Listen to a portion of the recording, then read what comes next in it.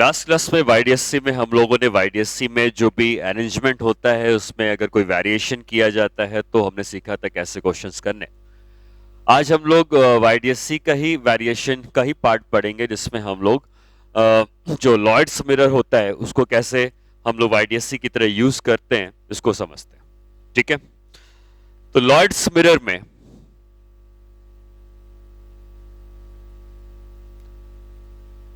जो अरेंजमेंट होता है उसमें एक मिरर लिया जाता है और एक स्क्रीन होती है।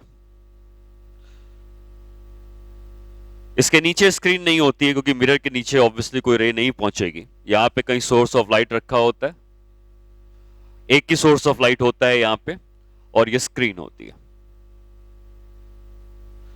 इस सोर्स से एक लाइट डायरेक्टली स्क्रीन पे पहुंचती है और दूसरी लाइट रिफ्लेक्ट होने के बाद स्क्रीन में पहुंचती है। तो दो लाइट वेव वहां पहुंच रही हैं, एक वेव डायरेक्टली पहुंची है, दूसरी वेव रिफ्लेक्शन के बाद पहुंची है। इन दोनों वेव का यहाँ पे इंटरफेरेंस होगा और यहाँ पे कुछ ना कुछ इंटेंसिटी हमको मिलेगी। इंटेंसिटी निकालने के लिए हमें क्या चाहिए होगा? फेज का डिफरेंस। फेज का डिफरेंस अगर पता होगा तो इंटेंसिटी का फॉर्मूला पता है, I1 plus I2 plus 2 root I1 I2 cos phi.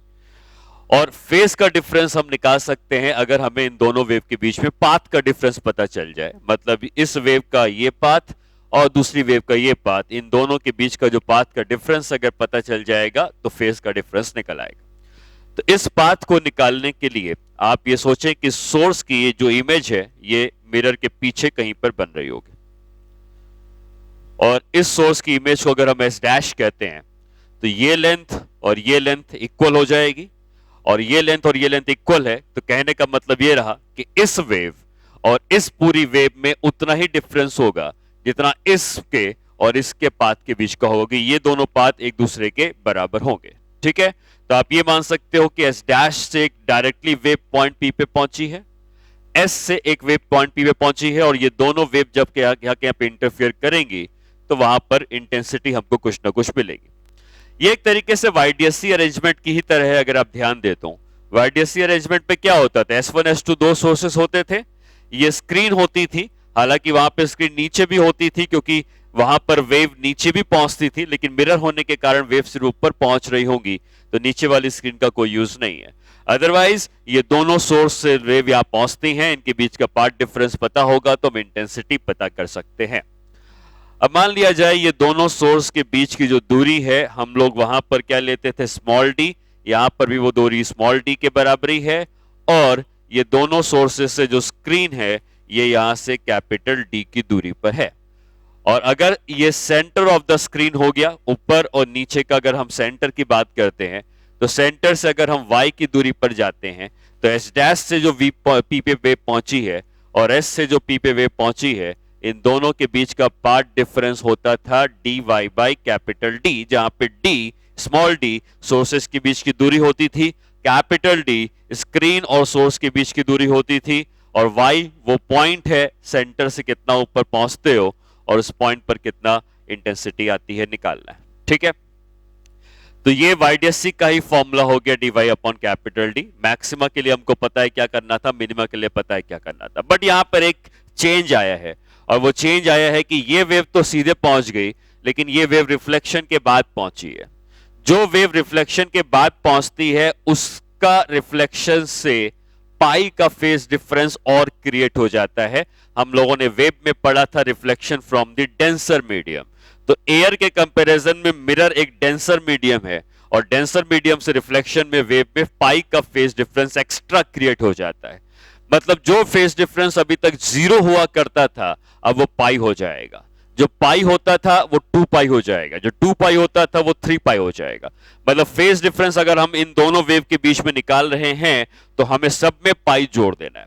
ऐसे कंडीशंस में जहां पर किसी एक वेव का रिफ्लेक्शन डेंसर मीडियम से होता है और पाई का फेज डिफरेंस क्रिएट होता है, तो आपको यह याद रखना है कि एक्स्ट्रा पाई के फेज डिफरेंस के क्रिएट होने की वजह से मैक्सिमा की जो कंडीशन होती थी एन लैम्डा, अब वो कंडीशन मैक्सिमा की नहीं होगी बल्कि वो कंडीशन मिनिमा की हो जाएगी। ठीक है, और जो मिनिमा की कंडीशन थी वो मैक्सिमा की कंडीशन हो जाएगी।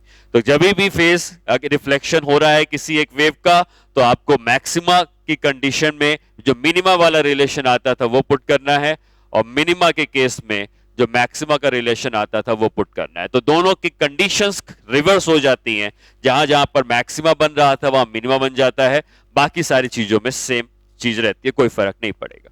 तो हमें ये पता था कि स्क्रीन पे सेंट्रल मैक्सिमा बनता था, बट यही स्क्रीन पे अब सेंट्रल मिनिमा कहा जाएगा, और इस तरीके से फ्रिंजेस यहां पर बन रही होंगी। यहां पे नीचे कोई फ्रिंजेस बन नहीं रही होंगी क्योंकि नीचे कोई वेव पहुंची नहीं है। बस समझाने के लिए मैं आपको बता रहा हूं कि यहां पर पहले आपको पता है कि सेंट्रल मैक्सिमा बनता था, अब इसको हम लोग नाम देंगे सेंट्रल मिनिमा, क्योंकि मिनिमा और मैक्सिमा की कंडीशंस आपस में इंटरचेंज हो गई हैं।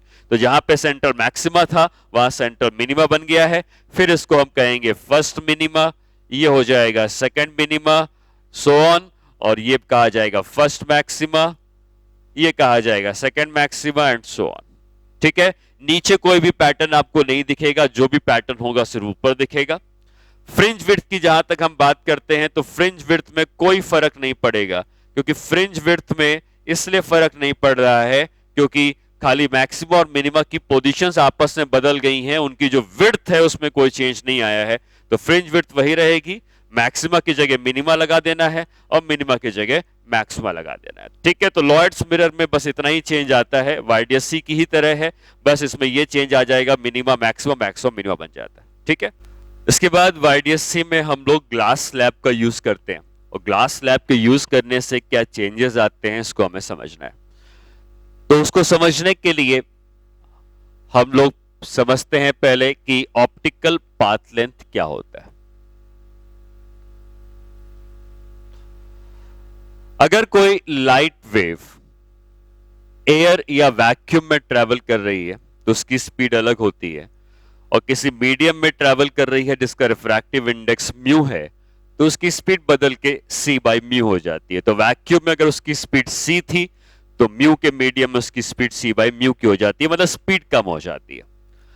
ऑप्टिकल पाथ लेंथ का मतलब यह होता है कि अगर कोई वेव किसी मीडियम में किसी टाइम तक ट्रेवल करी, कुछ टाइम तक हमने उसको ट्रेवल करने दिया, तो ऑब्वियसली उसकी स्पीड किसी मीडियम में कम है तो कम दूरी ट्रेवल करेगी। अब हमने सेम वेव को एयर में ट्रेवल करने दिया सेम टाइम के लिए, तो एयर में आकर उसकी स्पीड जो होगी वो बढ़ जाएगी, और सेम टाइम के लिए ट्रेवल करना है तो उसने ज्यादा डिस्टेंस ट्रेवल किया होगा, तो जो डिस्टेंस उसने एयर में ट्रेवल किया है उतने ही टाइम पे, तो वो डिस्टेंस को ऑप्टिकल पाथ लेंथ कहा जाता है। मतलब मान लीजिए कि ये एक मीडियम है और ये एयर है, ठीक है, हमने एक वेव को इस मीडियम में ट्रेवल करवाया फ्रॉम ए टू बी। एक वेव ए से बी तक इस मीडियम में ट्रेवल करती है, और अगर इस मीडियम का रिफ्रैक्टिव इंडेक्स म्यू के बराबर है तो हम ये कह सकते हैं कि लाइट की जो स्पीड होगी इस मीडियम में वो c बाई म्यू की होगी, और लाइट c बाई म्यू की स्पीड से कुछ दूरी ट्रेवल करती है। ये दूरी जो है मान लिया जाए t की है, तो इसने इस दूरी को ट्रेवल करने में कुछ समय लगाया होगा। तो कितना समय लगाया होगा वो टाइम हम कह सकते हैं जो वेव ने लगाया होगा, ये हो जाएगा कि कितना डिस्टेंस ट्रेवल किया है डिवाइडेड बाय कितनी स्पीड से ट्रेवल किया है। तो लाइट ने जो डिस्टेंस ट्रेवल किया है वो t का किया है, और जो स्पीड से ट्रेवल किया है ये c बाई म्यू की स्पीड से किया है। तो हम कह सकते हैं कि इसने जो टाइम लगाया है ये म्यू t बाई c का लगाया है। ठीक है, ऑप्टिकल पाथ लेंथ का मतलब होता है कि अब हम इस वेव को एयर में ट्रेवल करने देंगे इतने ही समय के लिए।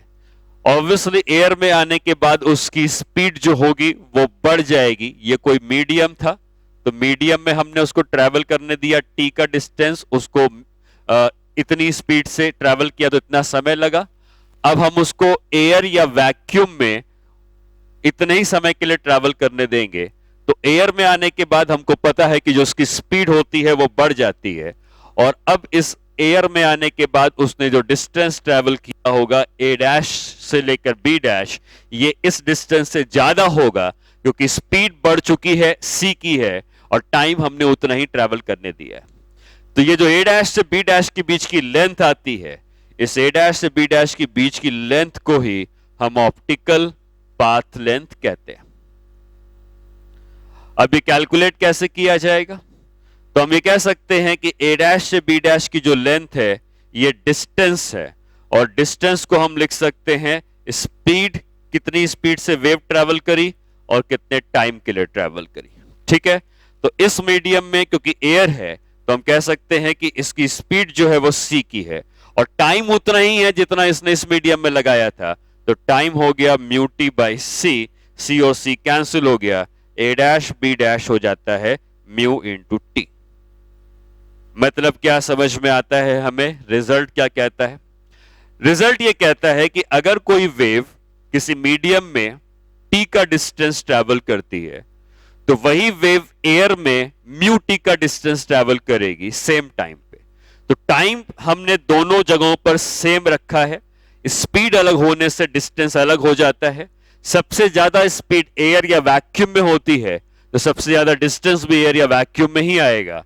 तो ऑप्टिकल पाथ लेंथ अगर हम निकालते हैं तो लाइट को हमने पहले मीडियम में ट्रैवल करने दिया, म्यू के मीडियम में टी का डिस्टेंस, और फिर हमने उसी को एयर में ट्रैवल करने दिया, तो एयर में जो उसने डिस्टेंस ट्रैवल किया होगा वो डिस्टेंस हो जाएगा म्यू इंटू टी का, और उसको ऑप्टिकल पाथ लेंथ कह रहे हैं। मतलब रिजल्ट ये आ गया कि कोई मीडियम है, ठीक है, इस मीडियम में लाइट जो है अगर ए कुछ डिस्टेंस आती है और ये डिस्टेंस टी है किसी मीडियम में, तो अगर मैं आपसे पूछूं कि इसकी ऑप्टिकल पाथ लेंथ क्या होगी तो आप कहोगे ऑप्टिकल पाथ लेंथ होगी, अगर ये मीडियम म्यू का था तो इसकी ऑप्टिकल पाथ लेंथ होगी म्यू टी की। ऑप्टिकल पाथ लेंथ का मतलब अब अगर हम इसको एयर में ट्रेवल करवाते तो एयर में इसने ज्यादा डिस्टेंस ट्रेवल किया होता ए डैश बी डैश, और ये जो एयर में डिस्टेंस ट्रेवल किया होता इसी को हम ऑप्टिकल पाथ लेंथ कहते हैं। ठीक है, तो जो मीडियम में टी दिख रहा है वो एयर में आके म्यू टी बन जाता है। ठीक है, इस रिजल्ट को हमें ध्यान रखना है।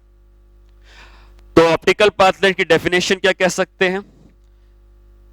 Distance travelled by wave in air for the same time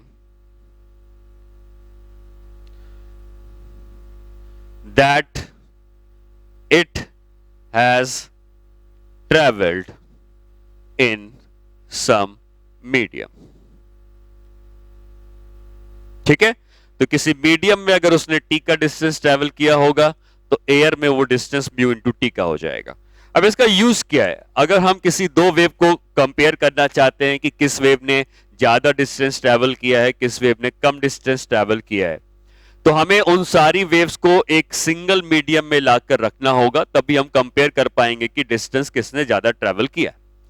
अब अगर हमने वेव्स को, एक वेव को वाटर के अंदर ट्रैवल करने दिया, दूसरी वेव को एयर के अंदर ट्रैवल करने दिया, तो हम डायरेक्टली कंपेयर नहीं कर सकते हैं कि इन्होंने कितना कितना डिस्टेंस ट्रैवल किया है। तो जो वेव एयर में है उसको तो हम कुछ नहीं करेंगे, लेकिन जो वेव वाटर में जा रही थी उसका हम ऑप्टिकल पाथ लेंथ निकालेंगे एयर में लाकर, और जो कि म्यू टी का हो जाएगा। फिर हम कंपेयर करेंगे कि भाई एयर वाले ने पहले इतना किया था और वाटर वाले को जब एयर में लेके आया तो इसने इतना किया, तो इनके बीच में इतना ऑप्टिकल पाथ, इतना इनके बीच में पार्ट डिफरेंस आ रहा है, और वो पार्ट डिफरेंस ही हमको कैलकुलेट करना है। तो अब क्या समझना है हमें? हमें यह समझना है कि जैसे इसी डायग्राम की हम बात करते हैं, ठीक है, मीडियम में ए बी था लेकिन एयर में आके ए डैश बी डैश हो गया। तो अब अगर हम एक ग्लास स्लैब कंसीडर करते हैं और उस ग्लास स्लैब में एक वेव जा रही है और एक वेव एयर में जा रही है, तो एयर में जो वेव गई है इसको मैंने एक्स वाई कहा है, ये एयर में ट्रैवल कर रही है, और एक वेव जो ग्लास स्लैब में ट्रैवल कर रही है जिसको मैंने ए बी कहा है। ठीक है, ये रिफ्रैक्टिव इंडेक्स म्यू का है। तो देखने में अगर हम कंपेयर करें तो दोनों वेव बराबर दूरियां ट्रैवल करती हुई दिखती हैं। ये भी टी का डिस्टेंस ट्रैवल कर रही है और एयर में ये भी टी का डिस्टेंस ट्रैवल कर रही है, बट दिक्कत यह है कि हम इसको डायरेक्टली कंपेयर नहीं कर सकते हैं क्योंकि ये दोनों मीडियम्स अलग अलग हैं। तो कंपेयर करने के लिए हमें इस वेव को भी एयर में लेके आना पड़ेगा, और जब हम इस वेव को एयर में लेके आएंगे तो जो डिस्टेंस आपको ए बी दिख रहा है ये बढ़ जाएगा और अब ये डिस्टेंस हो जाएगा a डैश b डैश का। ठीक है, तो जो डिस्टेंस t का दिख रहा था म्यू के मीडियम में, एयर में आके वो म्यू टी हो जाएगा। अब ये दोनों ही वेव्स एयर में आ चुकी हैं, तो हम कहेंगे कि देखने में तो ये दोनों सेम लग रही थी, लेकिन कंपेयर करने के लिए जब को एयर में लेके आए तो ये डिस्टेंस एक्चुअली म्यू टी का होगा। जो टी दिख रहा है वो टी नहीं होगा म्यू के मीडियम में, एयर में आके म्यू टी का हो जाएगा। ये डिस्टेंस टी का ही है, और अगर ये दोनों डिस्टेंस अलग अलग हैं तो इनके बीच में पाथ का डिफरेंस हो जाएगा जो म्यू टी माइनस टी का होगा, और पाथ डिफरेंस को हम लिख सकते हैं म्यू माइनस 1 इंटू टी। तो ये रिजल्ट हमको याद रखना होगा कि अगर दो वेव को हम कंपेयर कर रहे हैं, एक वेव मीडियम म्यू में ट्रैवल करती है टी की दूरी, दूसरी वेव एयर में ट्रैवल करती है टी की दूरी, तो ये दोनों वेव के बीच में पाथ का डिफरेंस होगा। और जो वेव मीडियम में ट्रैवल कर रही थी, अगर हम उसको एयर में लेके आते हैं तो अब पता चलता है कि इस वेव का डिस्टेंस ज्यादा था, और इस वेव का डिस्टेंस अगर ज्यादा था तो इनके बीच में जो पाथ डिफरेंस बनता है ये म्यू माइनस 1 इंटू टी का बनता है। अब इसको यूज कैसे करेंगे हम YDSC में? तो हम किसी भी एक स्लिट के सामने ग्लास स्लैब लगा देंगे और दूसरी स्लिट को हम खाली छोड़ देंगे। तो एक वेव ग्लास स्लैब के अंदर से जाएगी, एक वेव एयर से जाएगी। देखने में ऐसा लग सकता है कि दोनों बराबर ट्रेवल कर रहे हैं, लेकिन हमें फिर जो ग्लास के अंदर से वेव जा रही थी उसको एयर में लाके कंपेयर करना पड़ेगा, और फिर हम ये कह सकते हैं कि उनके बीच में पाथ डिफरेंस क्रिएट हो रहा होगा। ठीक है, तो यहां पर दो स्लिट्स हैं, ये स्क्रीन है। अगर यहां पे हमने एक ग्लास स्लैब लगाई है जिसका म्यू रिफ्रैक्टिव इंडेक्स और टी थिकनेस है, और इसके सामने कोई भी ग्लास स्लैब हमने नहीं लगाई है, तो अगर कोई वेव इस S1 की स्लिट से जाती है इस तरीके से, और एक वेव इधर जाती है एयर में इस तरीके से, तो अगर वो ग्लास स्लैब नहीं होती तो दोनों डिस्टेंस देखने में एकदम बराबर होते। लेकिन ये ग्लास स्लैब होने के कारण इतना हिस्सा जो है ये इतने हिस्से से ज्यादा हो जाएगा, और अगर ये म्यू का मीडियम है, टी की थिकनेस है, और ये एयर है, तो हम कहेंगे कि इन दोनों में से इस वेव ने ज्यादा ट्रेवल किया है, और जो जितना एक्स्ट्रा ज्यादा ट्रेवल किया है उसकी वैल्यू है म्यू माइनस 1 इंटू टी। तो जो भी मीडियम ग्लास स्लैब के थ्रू होके जा रही होगी उसने एक्स्ट्रा ट्रेवल किया होगा, और जो डिस्टेंस एक्स्ट्रा ट्रेवल किया होगा उसको हम म्यू माइनस 1 इंटू टी कहेंगे। ठीक है, अगर हमने दोनों के सामने ग्लास स्लैब लगा दिया होता तो हम कहते कि ये म्यू1 T1 का है और ये मान लो म्यू2 T2 का है। तो जो म्यू1 T1 का है उसके आगे लिखते म्यू1 माइनस 1 इंटू T1, जो म्यू2 T2 का होता है उसके आगे लिखते म्यू2 माइनस 1 इंटू T2, और फिर जब डिफरेंस निकालते इन दोनों के बीच में तो सब्ट्रैक्ट कर देते। ठीक है, मतलब ये एक एग्जाम्पल हो गया। मैं इसी में एक वेरिएशन कर रहा हूं जिसमें मैंने एक और ग्लास स्लैब यहां पे पुट कर दी, और एक और ग्लास स्लैब पुट करी जिसमें ये म्यू1 और T1 था, ये म्यू2 और T2 था। ठीक है, अब हमें इनके बीच का पाथ डिफरेंस निकालना है। तो आपको करना कैसे है, आपको यह समझना है कि जो भी मीडियम म्यू1 में T1 में जाएगा उसके आगे म्यू1 माइनस T1 लिख देंगे डेल्टा x1, और इसके आगे लिख देंगे म्यू2 माइनस 1 इंटू T2।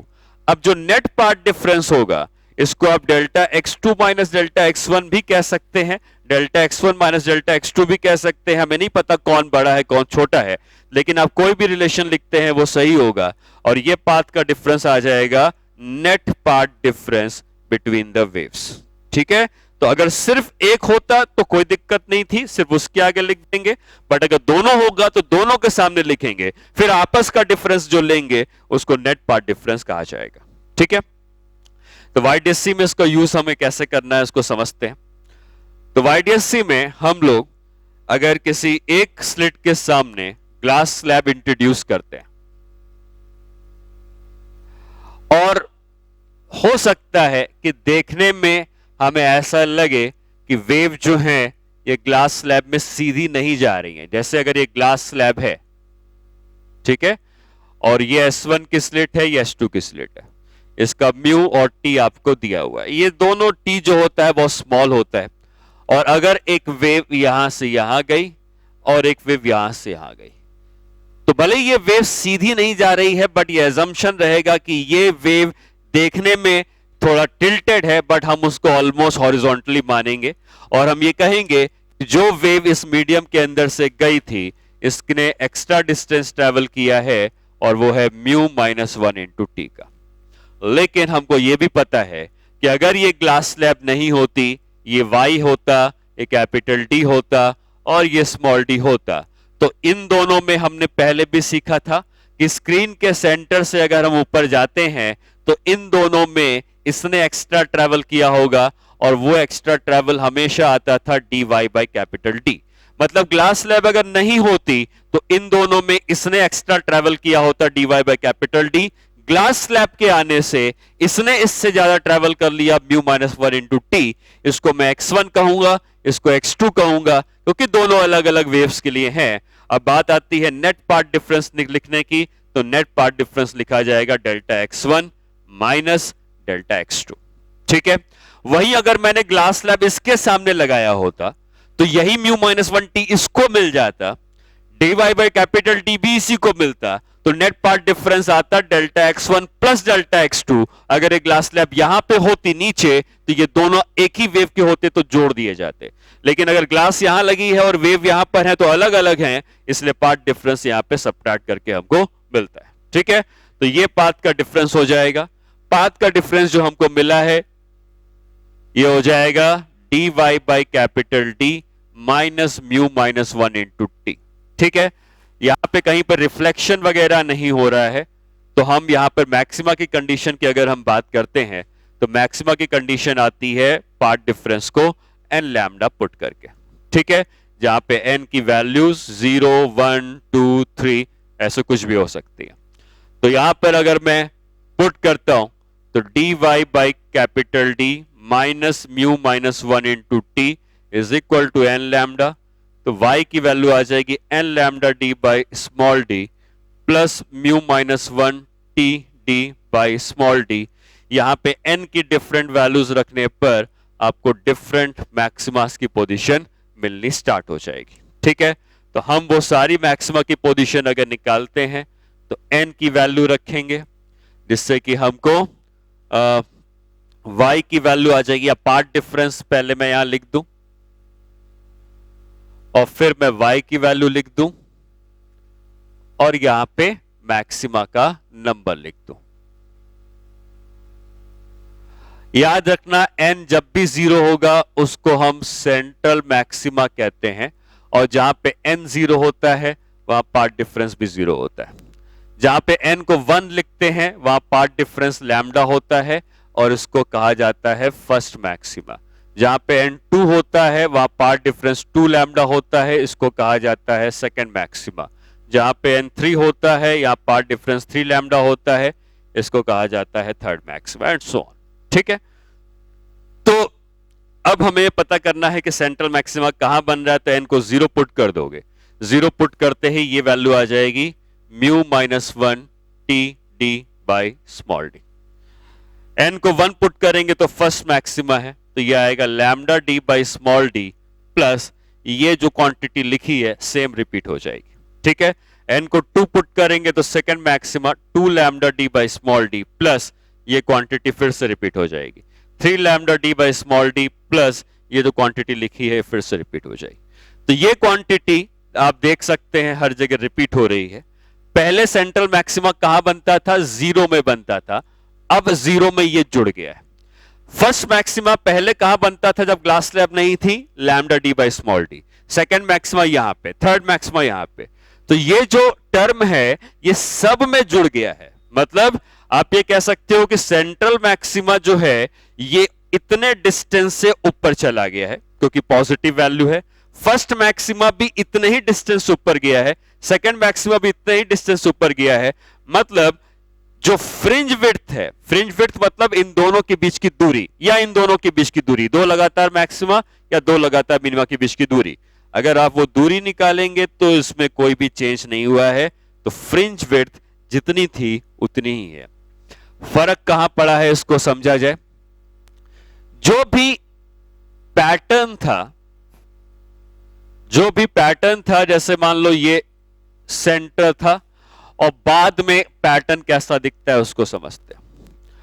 अगर ये स्क्रीन का सेंटर था, ठीक है, तो जब कोई ग्लास स्लैब नहीं थी तो हमको क्या पता है कि सेंट्रल मैक्सिमा स्क्रीन के सेंटर पे बनता था और इस तरीके से हमको पैटर्न मिलता था। नो ग्लास स्लैब के कंडीशन में इस तरीके से हमको पैटर्न मिलता था। ठीक है, ये कौन सा मैक्सिमा था? ये सेंट्रल मैक्सिमा था। ये था फर्स्ट मैक्सिमा, ये है सेकंड मैक्सिमा, ठीक है, थर्ड मैक्सिमा। ये भी फर्स्ट मैक्सिमा है बिलो सेंटर, ये सेकंड मैक्सिमा है बिलो सेंटर, ये थर्ड मैक्सिमा है बिलो सेंटर। जब आपने ग्लास स्लैब को इंट्रोड्यूस कर दिया ऊपर वाली स्लिट के सामने, तो जो फ्रिंजेस जैसी बन रही थी वैसी ही बनेंगी, इनकी जो विड्थ थी वो भी वैसी ही रहेगी। अंतर ये आ जाता है कि ये जो पूरा पैटर्न दिख रहा है ये ऊपर की तरफ, अगर आप ऊपर में ग्लास स्लैब लगाए थे तो पूरा पैटर्न ऊपर की तरफ शिफ्ट हो जाता है, और जितने अमाउंट से शिफ्ट होता है वो ये वैल्यू है, क्योंकि यही टर्म सब में जुड़ता है। ठीक है, मतलब आप ये कह सकते हो कि ग्लास स्लैब के इंट्रोडक्शन के बाद अब मैं जब पैटर्न बनाता हूं तो ये पैटर्न कुछ इस तरीके से बनेगा, जिसमें सेंट्रल मैक्सिमा मान लेते हैं कि यहां बन गया, फिर ये फर्स्ट सेकंड थर्ड फोर्थ इधर आता जाएगा, ये फर्स्ट सेकंड थर्ड फोर्थ इधर आता जाएगा। तो ये जो आपको सेंट्रल मैक्सिमा दिख रहा है यहां का, ये सेंट्रल मैक्सिमा ऊपर की तरफ चला गया है, और मैंने मान लिया कि चलो मान लो कि ये सेंट्रल मैक्सिमा पहुंच गया। तो अगर ये सेंट्रल मैक्सिमा ऊपर चला गया है तो ये सेंट्रल मैक्सिमा स्क्रीन के सेंटर से जो ऊपर गया है इसको मैं नाम दे रहा हूं शिफ्ट का, जिसकी वैल्यू है mu minus 1 T by small T. लेकिन ऐसा नहीं कि सिर्फ सेंट्रल मैक्सिमा ऊपर गया है, ये जो पूरा पैटर्न दिख रहा है ये ऊपर की तरफ शिफ्ट करा दिया गया है, और जो सेंट्रल मैक्सिमा था ये शिफ्ट हुआ है, साथ ही साथ जो फर्स्ट मैक्सिमा था ये भी ऊपर की तरफ चला गया है, सेकंड मैक्सिमा भी ऊपर चला गया है। ये सेंटर के ऊपर वाला फर्स्ट है तो ये सेंटर के नीचे वाला फर्स्ट होगा, ये सेंटर के नीचे वाला सेकंड होगा, और ये सेंटर के नीचे वाला थर्ड होगा। तो कह सकते हो कि सेंट्रल मैक्सिमा ऊपर गया है, ना सिर्फ सेंटर ऊपर गया है, फर्स्ट भी ऊपर गया है, सेकंड भी ऊपर गया है, ये वाला फर्स्ट भी ऊपर गया है, ये वाला सेकंड भी ऊपर गया है, और सब के सब सेम अमाउंट से ऊपर गए हैं, जिसकी वैल्यू है mu minus 1 T D upon small D. मतलब फ्रिंज विड्थ सेम रही, इंटेंसिटी मैक्सिमा पे जो थी वो उतनी ही रही। अब अंतर यह आ गया कि जो पहले स्क्रीन के सेंटर पे सेंट्रल मैक्सिमा बनता था, अब वो सेंट्रल मैक्सिमा या सारा पैटर्न ऊपर की तरफ चला गया है, और जितने अमाउंट से गया है उसको ये वैल्यू है। ठीक है, तो हम कह सकते हैं the whole fringe pattern will shift in the direction of glass slab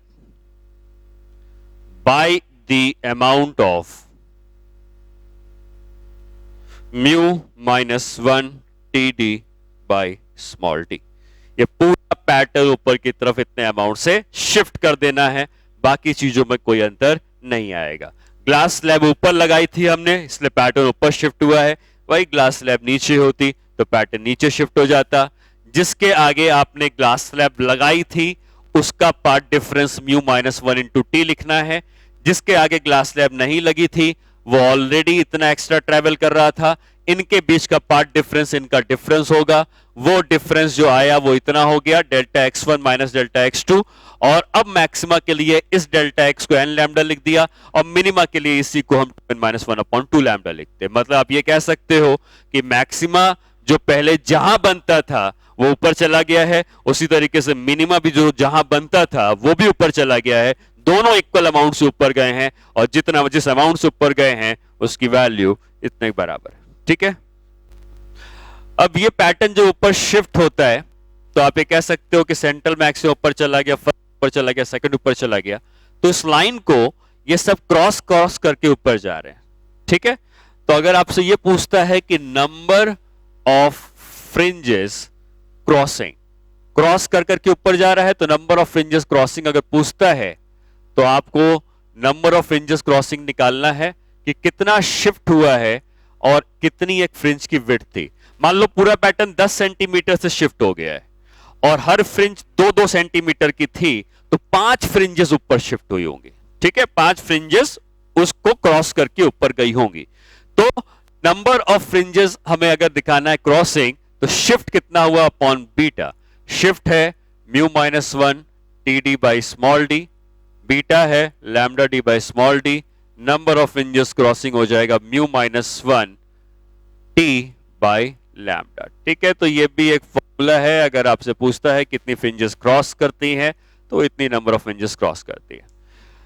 तो ये ऑप्टिकल पाथ लेंथ जब हम ग्लास स्लैब इंट्रोड्यूस करते हैं, इसकी जो थ्योरेटिकल पार्ट था वो मैंने आपको एक्सप्लेन किया। अब इसमें सारे कॉन्सेप्ट इसमें मैंने आपको बताए हैं। बाकी जो न्यूमेरिकल पार्ट होगा इसको हम लोग नेक्स्ट क्लास में करेंगे, जिसमें इसी जो भी रिलेशंस हमने निकाले हैं इसके ऊपर क्वेश्चंस कैसे करने हैं इसको समझा जाएगा। ठीक है।